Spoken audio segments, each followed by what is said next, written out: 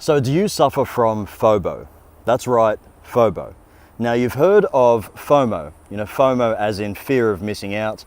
And the people that suffer from FOMO, especially when it comes to, let's say, buying property or buying real estate, are usually the ones that are urgently scrambling to buy a property, out of fear of missing out on a really good deal or a really good time in the market.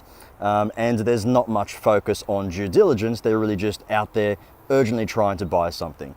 Now, because we've transitioned into a different stage of the property cycle, especially in, let's say, Sydney and Melbourne, we're now finding that people are more so suffering from FOBO. Now, FOBO is quite literally the opposite of FOMO. FOBO is a fear of better options. Now, the people that suffer from FOBO usually have some pretty telltale symptoms. They suffer from analysis paralysis. They suffer from being too indecisive. They tend to hold and procrastinate, and just the thought of making a decision actually causes a bit of stress. And what ends up happening is they end up doing nothing.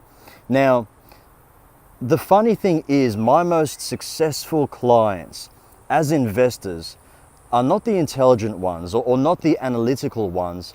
It's usually the ones that simply don't suffer from FOBO. You see, it does tend to be the intelligent and analytical people that tend to look at things in a bit more detail, want to see all the numbers, want to look through every single scenario, and they end up simply procrastinating and not making a decision.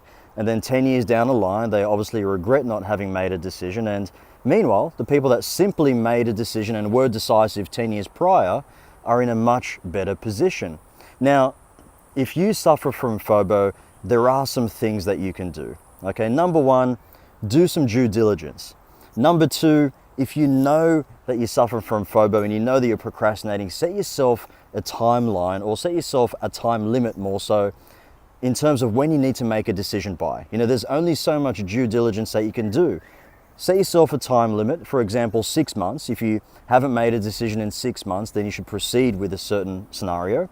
And number three, be decisive. And if you're unable to be decisive, then make sure that you can reach out to someone that is able to make a decision for you. I hope that was helpful. Please feel free to comment below. All the best for now. Take care of yourself and be kind to yourself.